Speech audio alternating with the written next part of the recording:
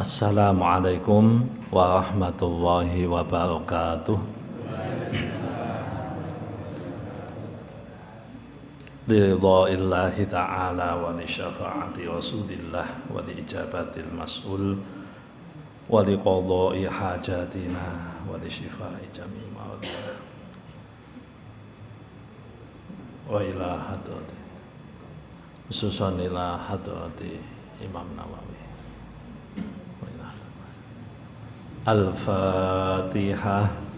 A'udzu billahi minasy syaithanir rajim. Bismillahirrahmanirrahim. Alhamdulillahi rabbil alamin. Ar-Rahmanir Rahim. Maliki yaumiddin. Iyyaka na'budu wa iyyaka nasta'in. Ihdinas siratal mustaqim. Siratal ladzina an'amta 'alaihim ghairil maghdubi 'alaihim waladdallin. Amin. Bismillahirrahmanirrahim.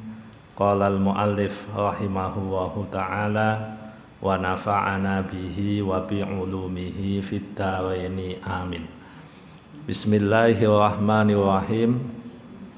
Al-haditsu al-'ishruna an Abi Mas'ud Uqbah ibni Amr al-Ansari al-Badri radhiyallahu anhu qala Rasulullah sallallahu alaihi wasallam inna mimma adrakan nasu min kalamin nubuwati al-ula idza lam tastahi fasna ma syi'ta rawahul Bukhari.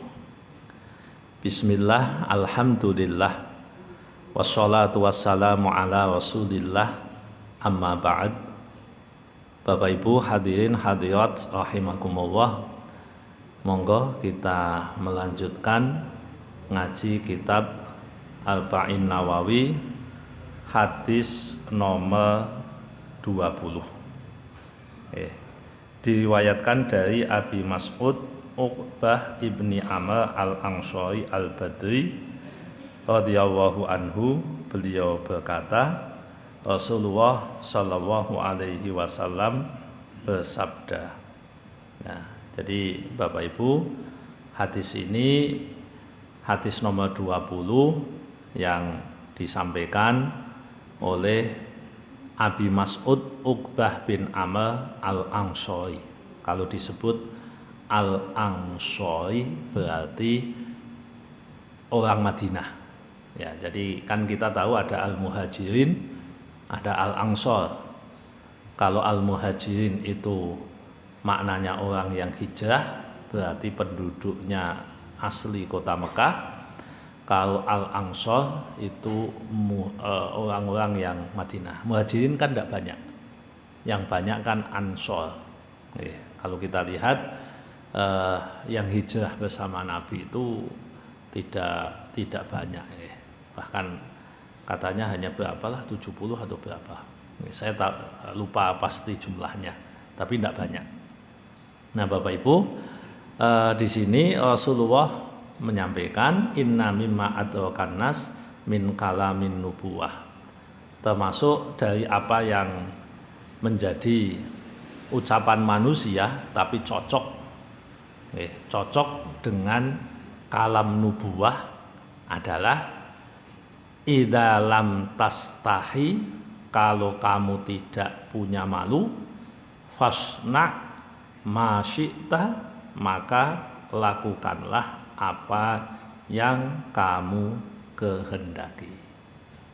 Nah, di sini mengajarkan kepada kita untuk berbuat sesuatu itu dipikir, jangan yang membuat malu.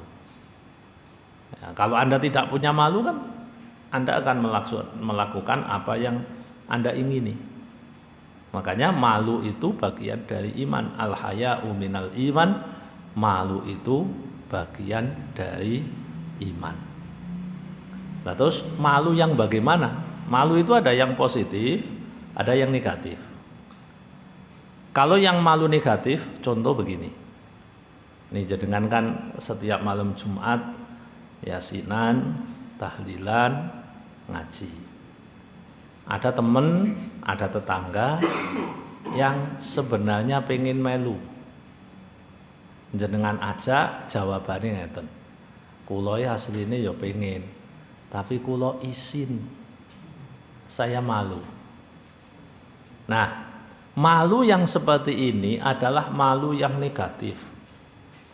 Karena kenapa Anda harus malu berbuat baik? Kenapa? Jenengan contoh lagi, ini sholat ya. Sholat itu kan kalau berjamaah yang paling bagus kan shaf pertama. Shaf pertama.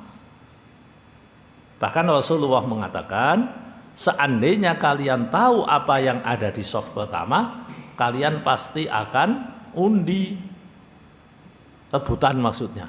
Aku tak shaf pertama. Nah, terus ada orang mengatakan gini, Pak, jenengan teko dhisik kok malah nimbuhi napa? Aku isin nek ning ngarep kaya wong saleh wae. Nah, Bapak Ibu, malu seperti itu malu yang negatif. Malu yang tidak baik. Dan itu kadang mampir di diri kita. Napa sih kok gak gelem? Masalahnya begitu. Jadi Bapak Ibu, kalau hal-hal yang baik tidak usah malu. Yang penting perbuatan itu tidak butuh kompetensi khusus, tidak butuh skill khusus.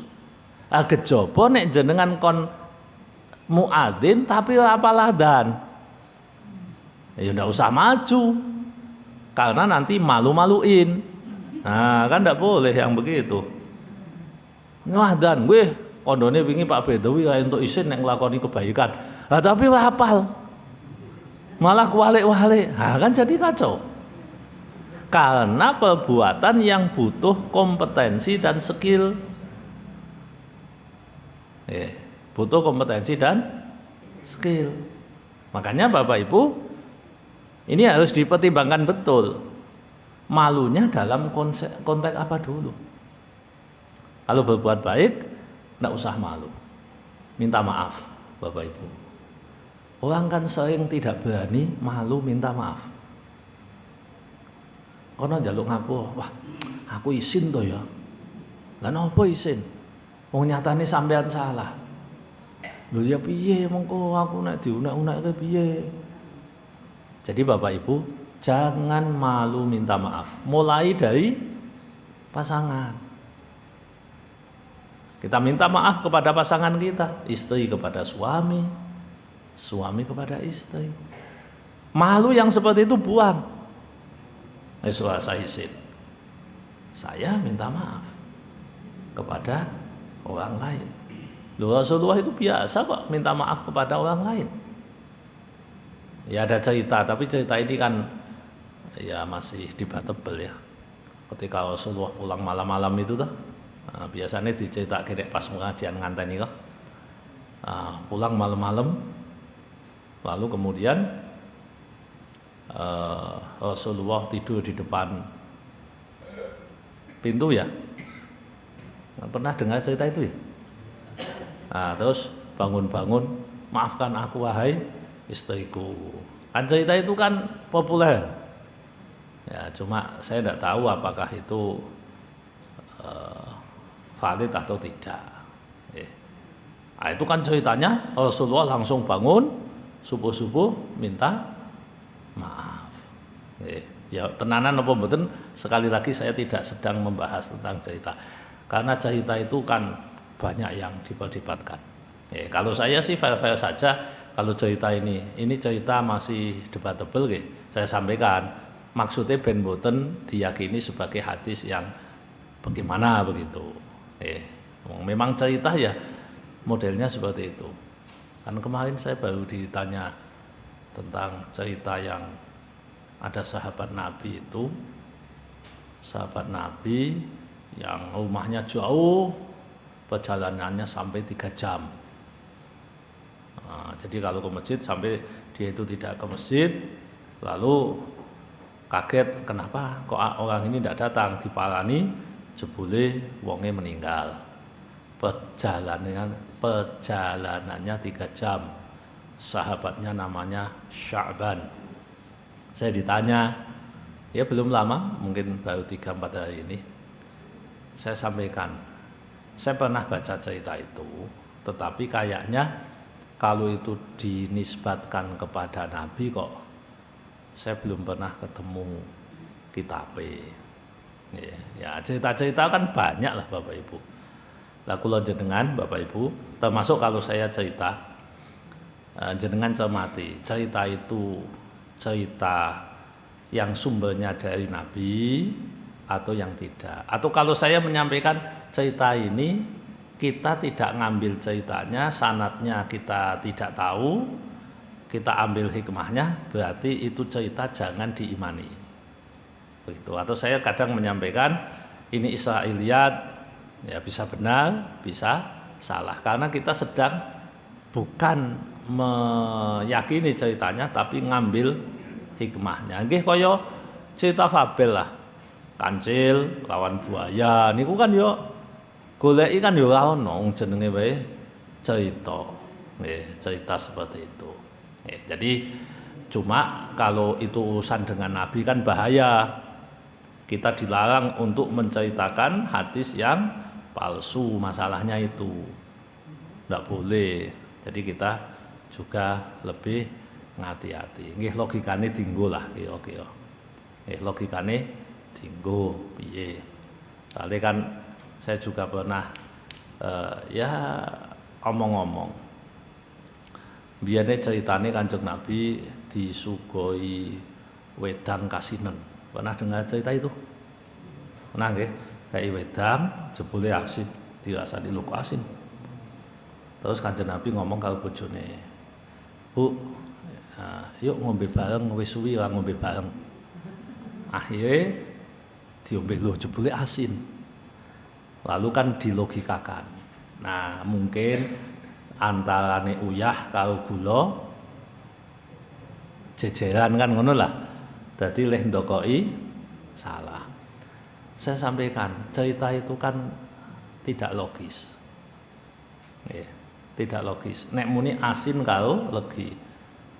Lah alasannya tidak logis napa? Lah mosok ana gula cepak karo garam. Masalah gula putih niku zaman Nabi kan ra ono.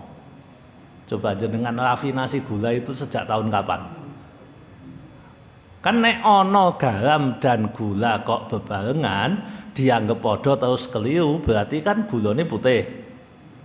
Gula putih kan gula pasir nggih. Gula pasir itu sejak kapan muncul? 1500 tahun yang lalu sudah ada belum? Jajal golek sejarah ono apa ora? Nah, kan ono to Bapak Ibu. Artinya untuk dikatakan logis kan tidak. Di samping goleki kitab yo angel. Jadi ada dua alasan. Lah biyen nek legi-legi, lah kan legi-legine biyen kan nek orang nganggo madu ya pakai gula tapi kan bukan gula putih. Mboten enten zaman niku. Belum ada. Niki contoh tentang cerita. Oke. Bapak Ibu, kita kembali ke hadis tadi nggih. Idza lam tastahi, kalau kamu tidak merasa malu, fasna ma syi'ta. Lakukan apa yang ingin kamu lakukan. Jadi Bapak Ibu, memang kita itu harus dibentengi dengan rasa malu. Tadi yang saya sampaikan malu negatif, ya jangan. Nah, malu yang baik apa? Nah, nuwun sewu nggih. Nuwun sewu niki. Malu yang baik yang perlu kita kuatkan di dalam diri kita. Yang pertama adalah malu bermaksiat. malu bermaksiat. Malulah panjenengan kalau bermaksiat. Lah kan tidak ada yang lihat. Nah, malunya sama Allah. Walaupun tidak ada yang membersamai kita, walaupun tidak ada yang tahu tentang rencana jahat kita, walaupun tidak ada yang tahu tentang isi hati kita, ingatlah Allah mengetahui apa yang ada di hati kita. Malulah untuk melakukan hal-hal yang maksiat. Nah, maksiat ini dibagi dua. Pertama, maksiat dohir sing ketok malu. Yang kedua, maksiat batin. Nah, ini tidak kelihatan. Malu sama Allah. Malulah sama Allah ketika kita punya maksiat batin. Nah, cuma ini kan level lanjutan ya, level lanjutan. Kalau kita ngaji kitab kayak umpamanya Bidayatul Hidayah, ngaji kitab seperti Ihya Ulumiddin, umpamanya seperti itu, maka di situ ada yang disebut dengan sifat-sifat jelek yang harus dibuang. Sifat-sifat jelek, dan sifat itu kan di dalam hati, Bapak Ibu, ada di dalam diri kita. Yang orang lain kadang tidak tahu. Nah, sifat-sifat ini harus dibuang. Ketika kita mau membuang sifat ini, yang pertama kita miliki adalah malu punya sifat ini. Mestinya kula jenengan itu malu kalau sombong. Kita kalau sombong itu kan bangga. Ini loh aku, ini loh saya, sombong. Sombong bahagia. Nah, mestinya kalau kita mengikuti apa yang disampaikan di sini, jenengan saya siapapun yang punya sifat sombong kudu izin. Ngopo sih aku dadak sombong? Apa yang bisa saya andalkan? Yang bisa kita anggap hebat dari diri kita itu apa sih? Umpamane jenengan pinter, ilmunya tinggi. Kamu yang punya ilmu tinggi, kamu kejeduk hilang amnesia, rampung sampean, hilang, selesai, hilang memorinya. Ini makanya kan, ya kita itu tidak boleh sombong. Nah, ini ada kisah nyata, kisahnya nyata, wong kula ngerti. Ada teman saya sendiri nih. Jadi beliau itu sekitar 1,5 bulan lalu itu kena penyumbatan darah. Saya besuk, saya tanya, pripun kabare? Alhamdulillah sae. Cuma kula mboten ketok jenengan Pak Bedowi ngoten. Jenengan ketok dadi 7, ngomongnya ngoten. Dadi 7. Itu sekitar 1,5 bulan yang lalu.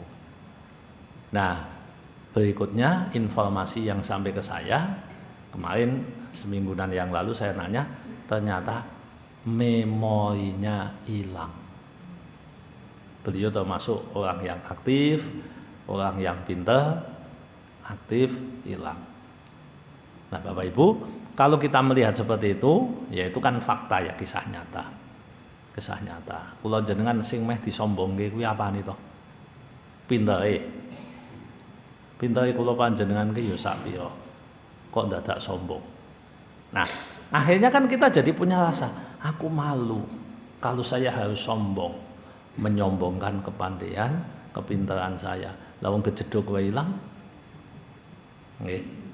Nah, itu contoh supaya kita bisa mengupayakan bahwa kita itu mestinya punya sifat malu. Apalagi di duit. Wah, saya duitnya banyak, asetnya banyak, tabungan di bank banyak. Oke, Bapak Ibu, kita kan sudah melihat berita di TV, melihat banyak itu orang-orang yang dicekeli KPK kuwi duitnya dontek. Atau hal-hal yang lain. Betapa orang itu jatuh miskin dalam waktu singkat sekali. akan sangat potensial manusia seperti itu. Makanya tidak usah sombong. Ini saya juga punya kisah nyata loh Bapak Ibu. Punya. Saya nanya, ini kisahnya nyata, maksudnya mboten hadis, ketemu tenan. Kalau takon, ya di suatu tempat. Pak, lah bapak sakniki kok mboten nate ketinggal ngaos teng pundi?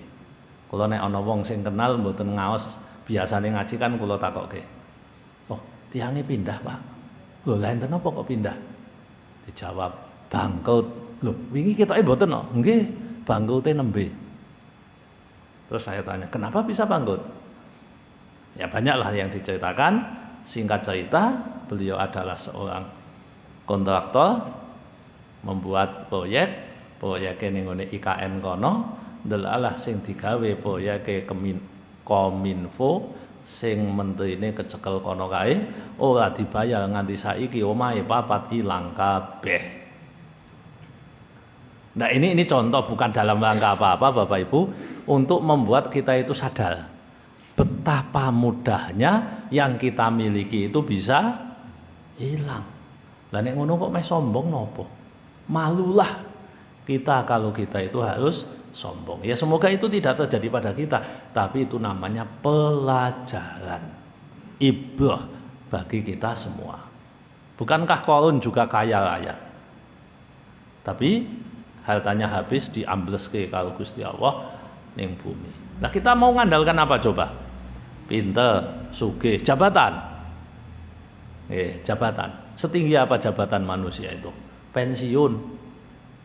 Nek pensiun hilang, kekuatannya hilang, kekuasaannya hilang, bahkan ada balas dendam dari orang yang dulu pernah disakiti. Lalu apa yang bisa kita sombongkan? Nah makanya Bapak Ibu, ini dalam urusan batin kita, kalau ada bibit-bibit kesombongan, bibit-bibit gumede, monggo isin, malunya kepada Allah. Ya, jangan bangga terhadap yang kita capai, bangga terhadap prestasi kita, tidak ada gunanya sama sekali. Ya pada saatnya nanti kita akan menyadari. Cuma kadang orang itu nyadarnya terlambat. Wis kadung keri ke sadar. Nah, kan kasihan Bapak Ibu. Ini masalah malu. Jadi kembali lagi, kalau Anda tidak malu, silahkan lakukan apa yang ingin Anda lakukan. Tetapi sebaiknya kita mempunyai rasa malu yang semestinya. Oke, jadi malu pada tempat yang semestinya. Malu di tempat yang benar. Berikutnya Bapak Ibu, selain malu tadi apa? Nah ini nuwun sewu, khususnya ibu-ibu. Kata Nabi, nanti di akhir zaman tondo-tondo niku wong wedok akeh sing ora isin. Nah, ndak tahu itu maksudnya bagaimana itu. Wong do ora duwe isin. Mungkin ya dugaan para ulama adalah tidak malu di dalam menggunakan pakaian yang tidak semestinya. Muka aurat ada di mana-mana. Lah yo nek ayu barang elek nganggo yukensi ngono kan yo. Asline sing genah barang kan yo sepet. Nggih. Wis elek rada tuwa yukensi kathok cekak semiran. Piye jajal ngono. Bonding kan yo sing delok kan yo sepet Bapak Ibu. Niku. Lah itu orang-orang ya nuwun sewu, monggo sing ngono kuwi isin. Jadi malulah kalau berpakaian yang tidak sesuai dengan norma, dengan aturan. Karena kayaknya ini sudah tidak begitu malu. Ini malu yang perlu dikuati. Kemuliaan seorang wanita khususnya, ya pria ya sama saja sebenarnya, cuma kan penekanannya lebih tinggi adalah ketika dia punya rasa malu. Rasa malu berpakaian isin. Lho ngeten lho Bapak Ibu. Istri Nabi itu kan dipeseni ngeten. Fala takhdha'na bil qaul. fayatma alladhi fi qalbihi maradu wa qulna qawlan ma'rufa. Itu potongan ayat di surat Al-Ahzab juz 22. Dawuh Kanjeng Nabi, dawuh Gusti Allah ngeten. Ini untuk istri-istri Nabi. Fala takhda'na bil qaul. Wahai para wanita, janganlah kamu mempesonakan suaramu, omonganmu di hadapan orang lain. Jadi bahasane? Ya ngono kuwi. Disopan-sopanke, diapik-apike karo wong sing ora cetha. Dadi konsepnya justru diwalik ngeten. Konsepnya diwalik ngeten. Wong wedok wis dibojo. Nah, terus dia ketemu orang yang tidak dia kenal, karakternya tidak dia kenal, siapa dia juga tidak kenal. Maka konsepnya nek kanggo istri Nabi, ojo pisan-pisan jenengan terlalu sopan. Oh, no. Kenapa? Karena itu memicu fitnah. Nah, tapi nek kau sing mungkin ya patut disopani ya sopan. Kenapa Bapak Ibu? Ini kan kebalik. Banyak orang yang kebalik.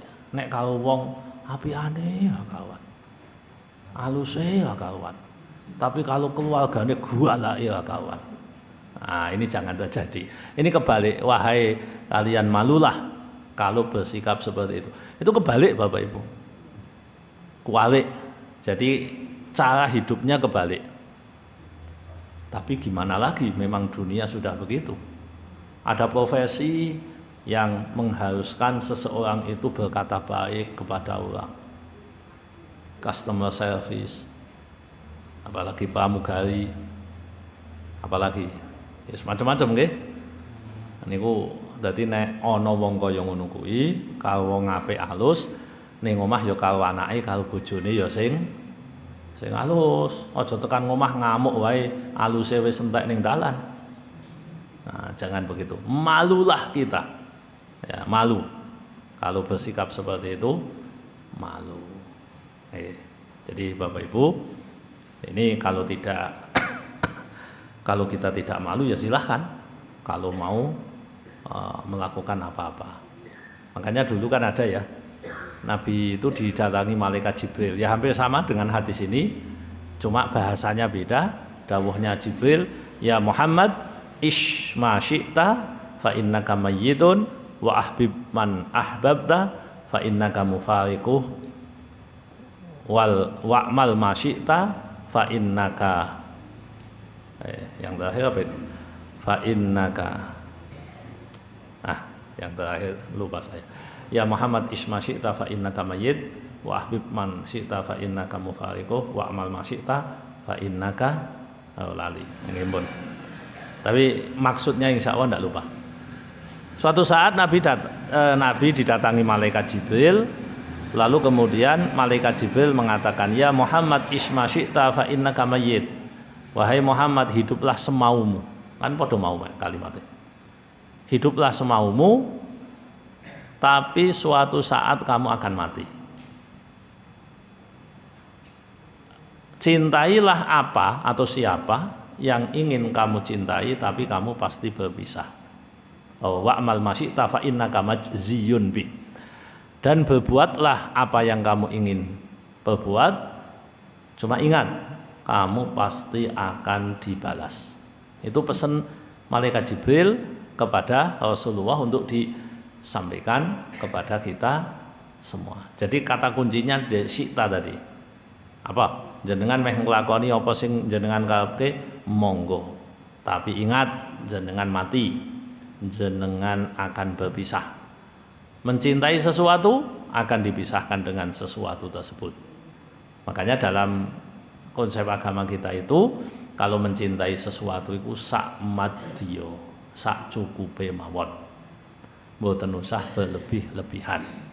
Nggih, jenengan duwe sandal apik, kenang-kenangan oleh Joko temenanan ya dicintai 50-60% saja, ndak usah 100%. ben nek ilang ora patek gelo.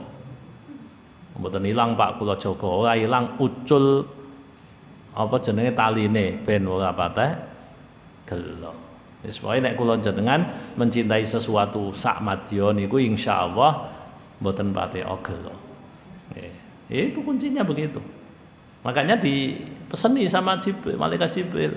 Wis monggo jenengan mau mencintai. Wong kula jenengan kan ya masalahnya kan ninggal apa ditinggal. Nggih, pada yang kita cintai. Nek sing dicintai lunga sik, berarti jenengan ditinggal. Dicintai itu bisa berupa barang, bisa berupa yang lain. Nggih, jenengan seneng apa? Rusak, ditinggal jenengan. Jenengan seneng sapa? Mati, ditinggal jenengan. Kalau jenengan tidak ditinggal, ya jenengan sing ninggalke. Mas padha wae. Intine padha wae. Kula panjenengan. Makanya pesennya Nabi, pesennya malaikat kepada Nabi, ya monggo nek ajeng mencintai sesuatu, tapi panjenengan pasti akan berpisah dengannya. Nah, kembali ke hadis tadi.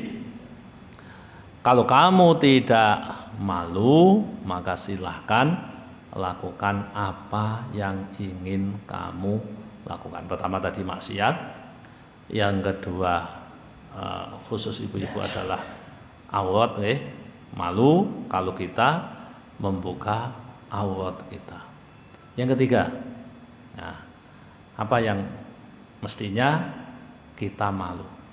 Kita malu kalau tidak melakukan yang terbaik yang mestinya kita bisa. Bapak Ibu, kita ini kan semestinya bisa melakukan sesuatu secara baik. Nah, kalau sampai kita tidak melakukan yang terbaik, malulah sama Allah. Kita harus malu. Ya Allah, mestinya saya bisa sholat 4 rakaat, tapi saya memilih sholat 2 rakaat. Makanya di dalam amal itu istilah sebagian ulama ada yang disebut khilaful aula. Khilaful aula itu maknanya nulayani keutamaan. Nulayani keutamaan, contoh dalam sholat. Jenengan membaca subhana rabbiyal a'la wa bihamdih. Itu sunnah. Baca 1 kali sudah cukup sunnah. Wong ora maca ki ya ora apa-apa. Sudah cukup memenuhi kesunahan membaca subhana rabbiyal a'la wa bihamdi. Sempurnane niku diwaca ping 3. Subhana rabbiyal a'la wa bihamdi. Subhana rabbiyal a'la wa bihamdi. Subhana rabbiyal a'la wa bihamdi ping 3. Jenengan bisa baca 3 kali, ya mboten kesusu selak arep ning ngendi-endi. Posisine ya aman, damai, sejahtera, tidak ada apa-apa. Kok jenengan milih 1? Itu namanya melakukan perbuatan khilaful aula, nulayani keutamaan, nulayani kemuliaan. Nah, malulah kalau kita begitu. Malu. Wong mestine kita bisa melakukan yang terbaik, tapi kita memilih yang baik. Mestinya kita bisa memilih yang baik, tapi kita memilih yang kurang baik. Gitu. Malu. Lah malunya sama siapa? Sama Allah. Kita pikir, ya Allah, kula niku mestine sanggup nglakoni iki, kok kula milih sing niki. Makanya kalau kita bicara ibadah itu kan ada grade-nya Bapak Ibu. Grade tertinggi, grade tengahan, grade rendah. Nah, kalau kita mestinya mampu untuk grade tertinggi, kemampuan ada, fisik ada, sehat ada, duit ada, semuanya ada, infrastrukturnya sudah tersedia semua. Lah kok kita memilih grade yang lebih rendah, malu itu sama Allah. Malu. Yang penting aja malu sama manusia. Nek malu sama manusia itu efeknya negatif. Nek malunya sama Allah, boten, ini akan menjadi penyemangat bagi kita semua. Terus berikutnya Bapak Ibu, di hadis ini hadis diriwayatkan oleh Imam Bukhari. Yang paling penting bagi kita adalah bagaimana kita menjaga diri dari hal-hal yang tidak pantas untuk kita lakukan. Ini yang terakhir nih. Yang terakhir Bapak Ibu, kita itu kan punya bahasanya itu, kalau ulama dulu mengatakan muru'ah. Muru'ah itu harga diri mungkin ya. Walaupun maknanya tidak tepat 100% nek muru'ah itu nekke sebagai harga diri.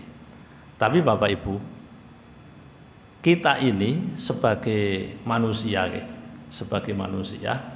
ini kan punya harga diri. Kita punya muru'ah. Janganlah melakukan hal-hal yang membuat kita ini kehilangan muru'ah. Kita itu kehilangan muru'ah.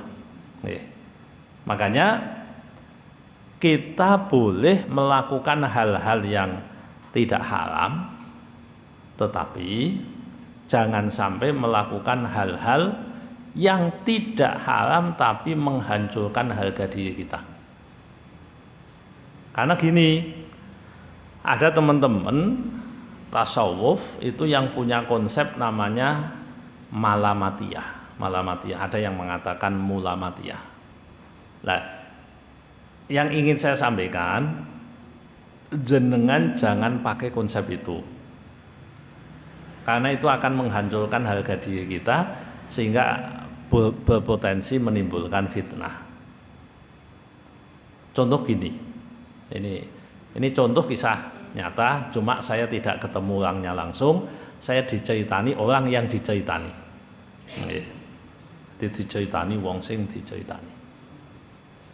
Tidak tahu dia itu bagaimana, karena saya yang ditanya, Pak, niki kula gadah kanca ngeten niki ken nakletke, yang dilakukan itu benar apa tidak? Ini ceritanya di Semarang. Jadi di kampung itu sedang bangun masjid. Dia adalah orang yang secara finansial itu sukses.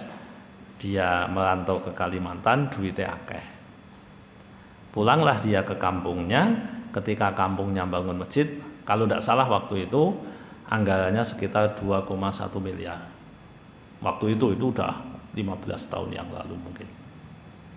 Nah, sesudah anggaran disampaikan, lalu masyarakat disuruh urunan.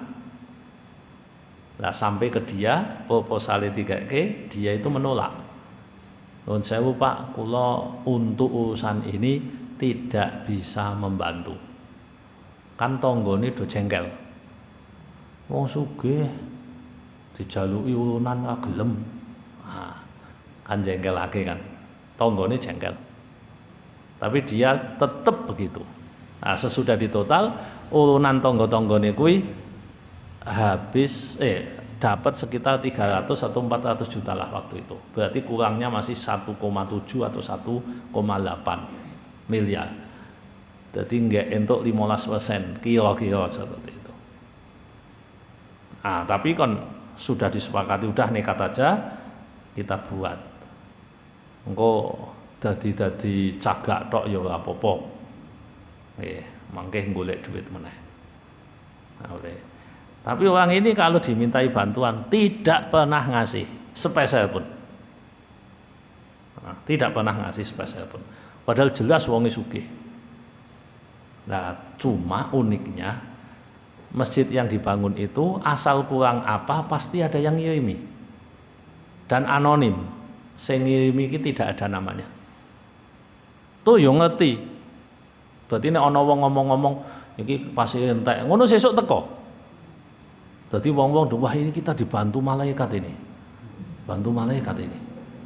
sampai selesai 2,1 miliar. Berarti artinya yang anonim itu mungkin 1,7 atau 1,8 miliar. Itu 15 tahun yang lalu dana yang banyak sekali.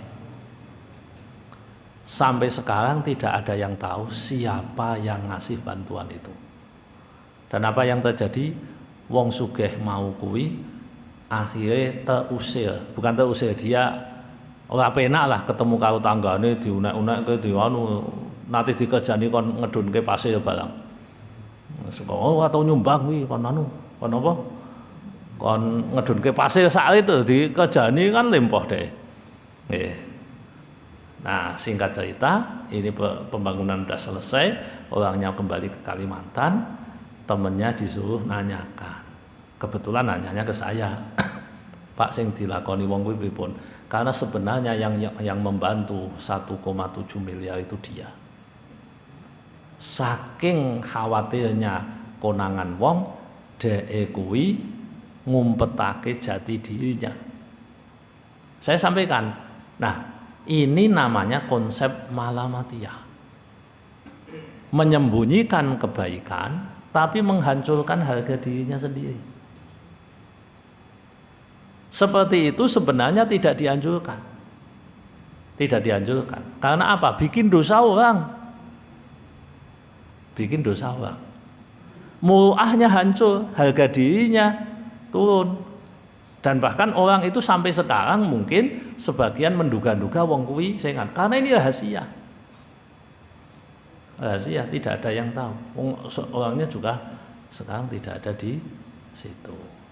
Nah, yang seperti ini Bapak Ibu, mbok menawa jenengan punya inspirasi begitu, ya jangan dilakukan. Saya sampaikan ojo dilakoni, napa ndosake wong akeh dan Anda sendiri harga dirinya jadi hancur.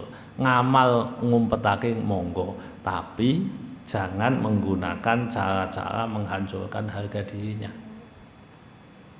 Kalau cerita-cerita begitu di kitab-kitab tasawuf banyak tentang hal seperti itu. Nah, jadi ini yang ingin saya tekankan pada kita semua, Bapak Ibu, monggo jaga muruah, jaga harga diri kita, bukan karena kita pengen dihargai, itu namanya pencitraan, bukan, tetapi karena supaya tidak terjadi hal-hal yang negatif yang membuat orang itu berdosa disebabkan kita.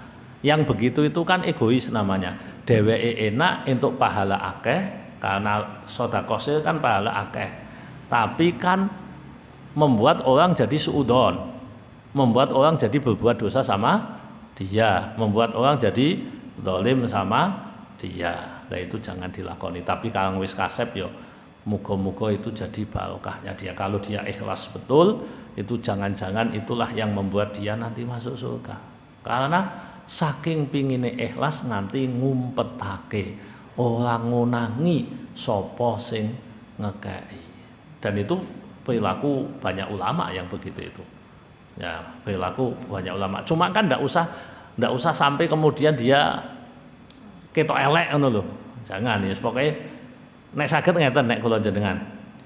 Dadi bijine jenengan kuwi 10, 9, tapi wong-wong nganggep 7. Tapi aja elek. Nek 3 kan elek. Ya itulah apik-apik standar, tapi sesungguhnya apike jenengan itu melampaui dari ekspektasi yang dimiliki oleh sebagian orang. Jadi ketoke biasa-biasa padahal jos, padahal hebat. Aja kualik ketoke jos padahal wah, kuwi kan kakean wedaan jenenge. Jadi kakean wedaan, kakean topeng, kakean pencitraan. Nggih, kakean pencitraan. Jangan, kalau itu janganlah. Kita harus malu kalau kakean pencitraan. Nggih. Ngoten Bapak Ibu ingkang saged kula aturaken, mugi-mugi manfaat. Kirang langkung nyuwun pangapunten. Monggo mbok menawi wonten pertanyaan dipersilahkan. Terima kasih.